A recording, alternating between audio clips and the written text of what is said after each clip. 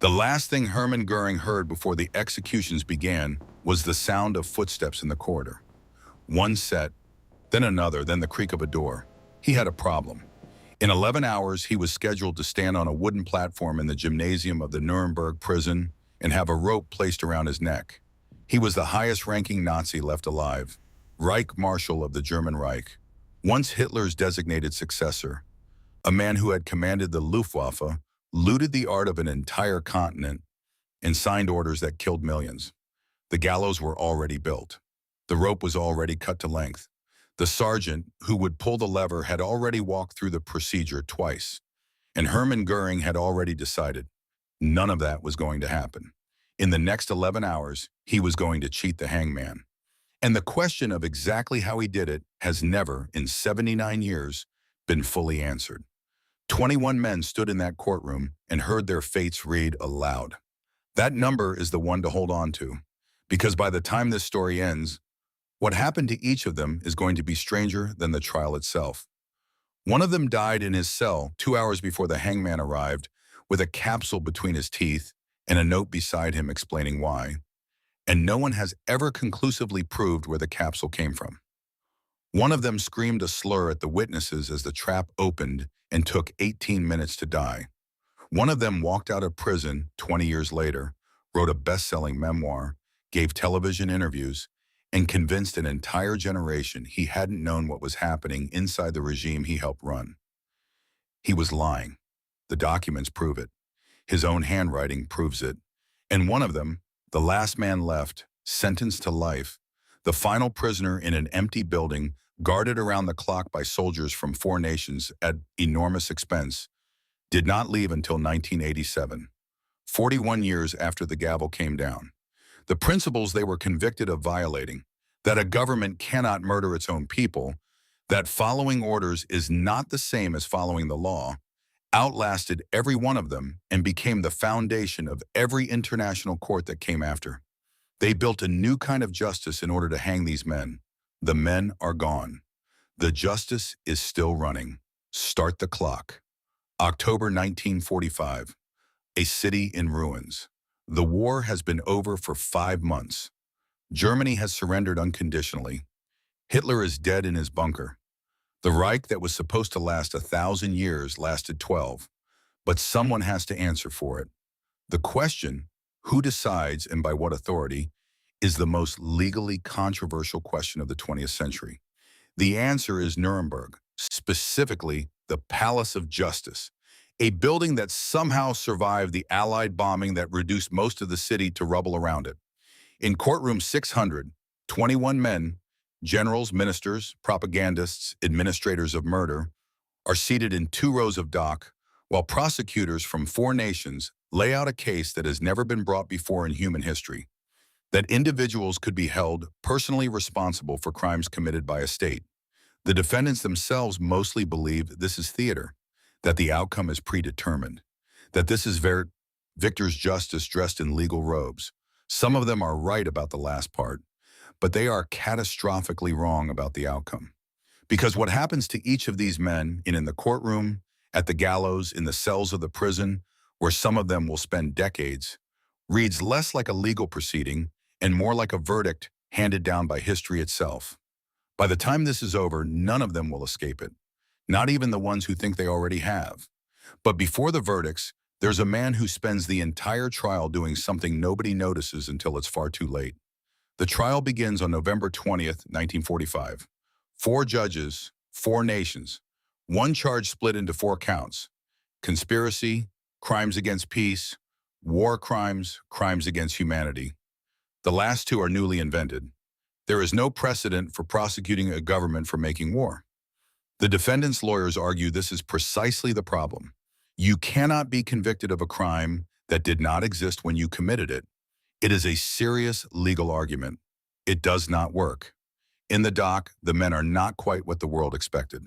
Hermann Göring, once so fat his uniform buttons strained across his chest, has lost 88 pounds in captivity. He is alert, almost charming.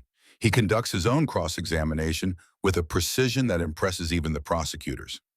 Albert Speer sits 3 seats away and does the opposite. He cooperates. He expresses remorse.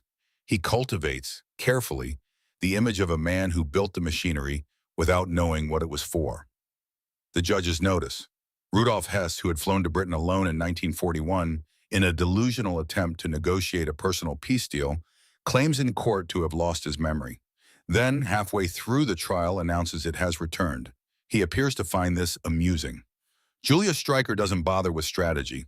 He calls it all a Jewish conspiracy from start to finish and seems to believe that saying so loudly enough will make a difference.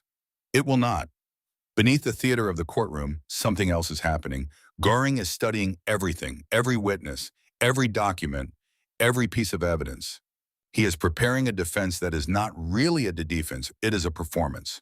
He intends to make this trial about ideology, not law. He intends to damn him, he must, as an unrepentant warrior. He is not wrong about dying. He is wrong about the unrepentant part.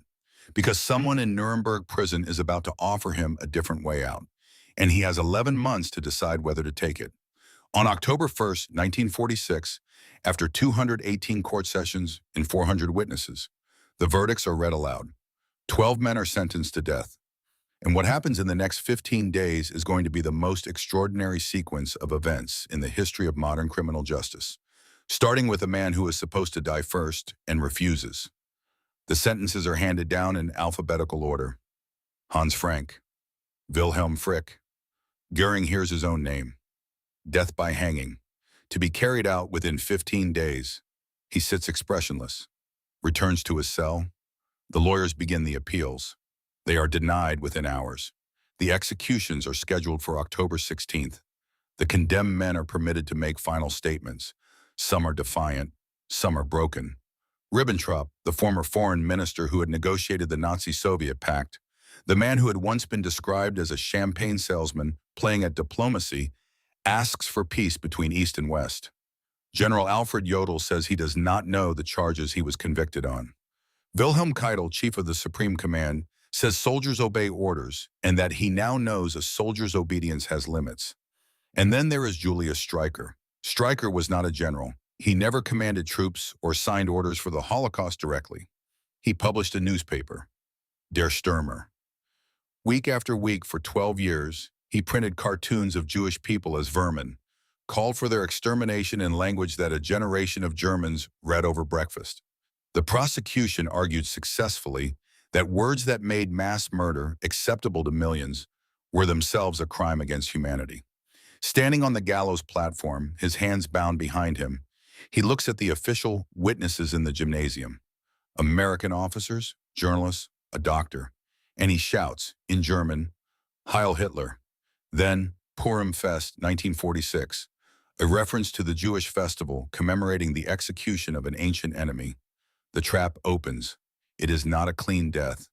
The execution itself, all 12 of them, is not clean. The gallows have been built inside the prison gymnasium by a U.S. Army sergeant named John C. Woods. Woods claims afterwards that he has executed 347 men and knows his business.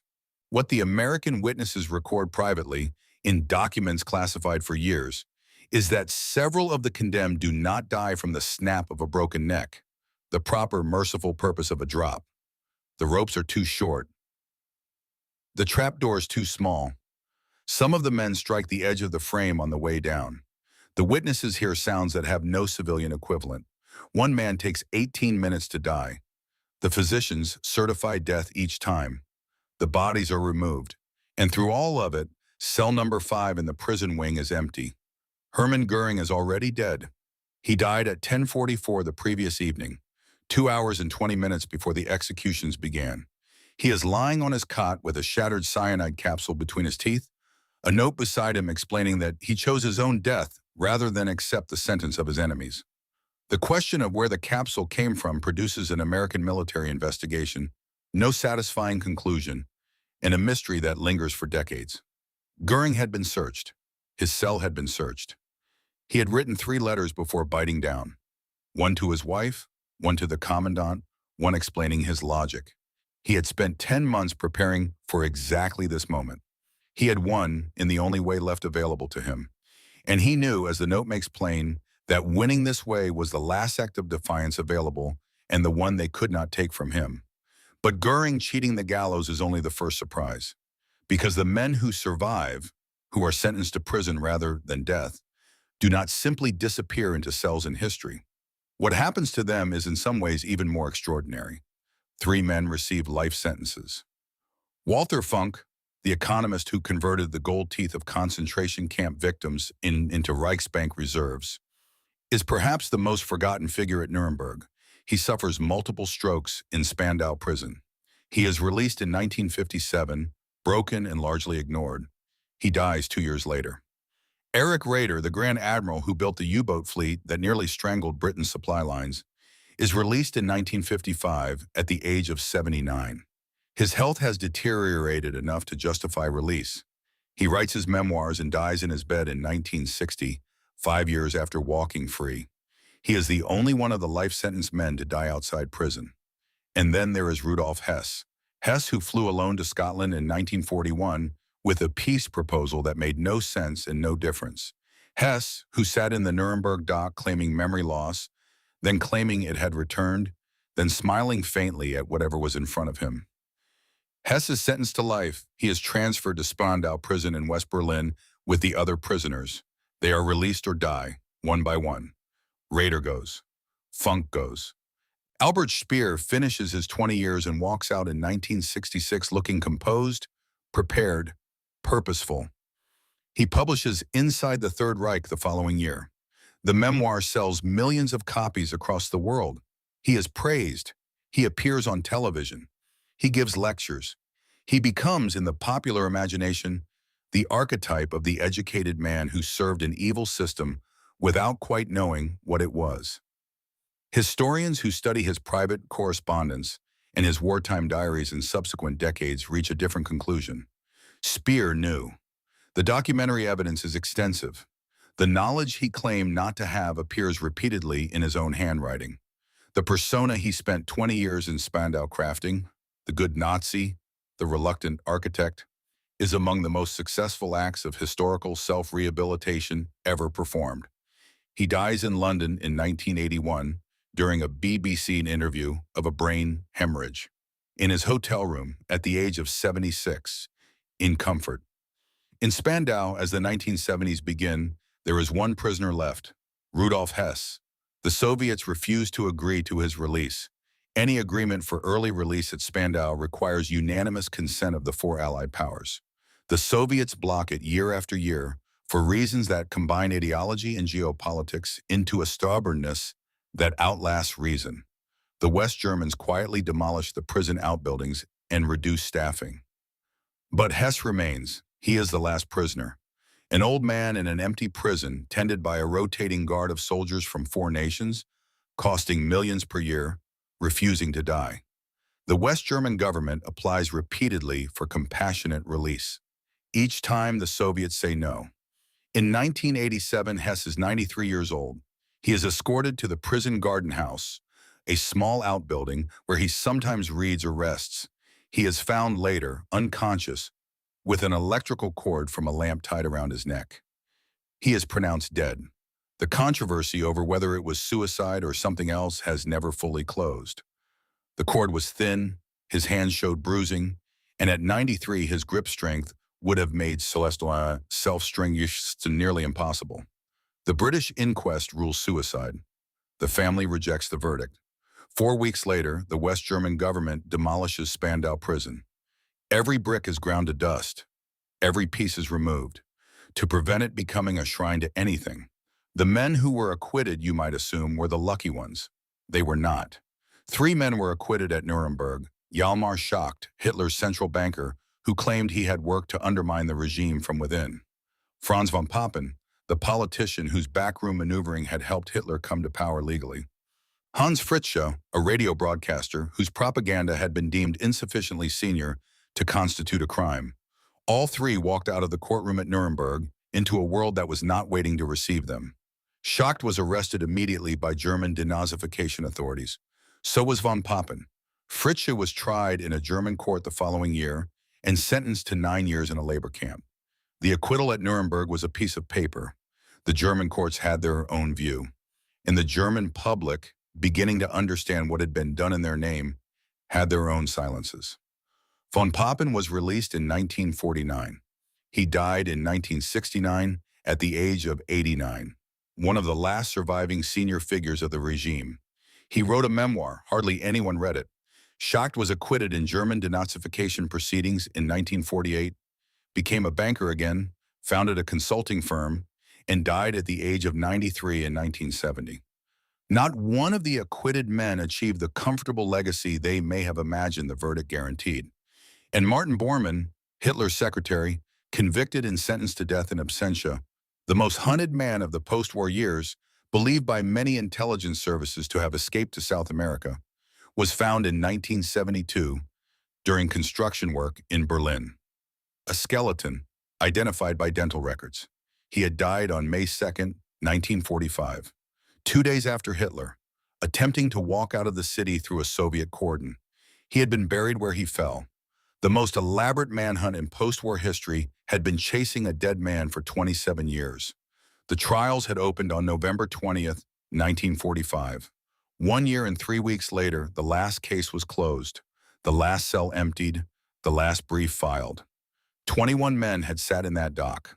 12 were hanged, 11 of them on the gallows, one on his cot with a capsule between his teeth. 3 were imprisoned for life, one outlasting all the others by decades in a prison he shared with no one. 4 served sentences of 10 to 20 years and walked out into a Germany that barely knew what to do with them. 3 were acquitted and then immediately tried again. And behind all of them, behind every lawyer's brief and every sentence and every cold morning in a prison corridor, is the courtroom itself. Room 600, Palace of Justice, Nuremberg. It still functions as an active German criminal court. The wooden dock where 21 men heard their fates read aloud is still there, preserved behind a barrier.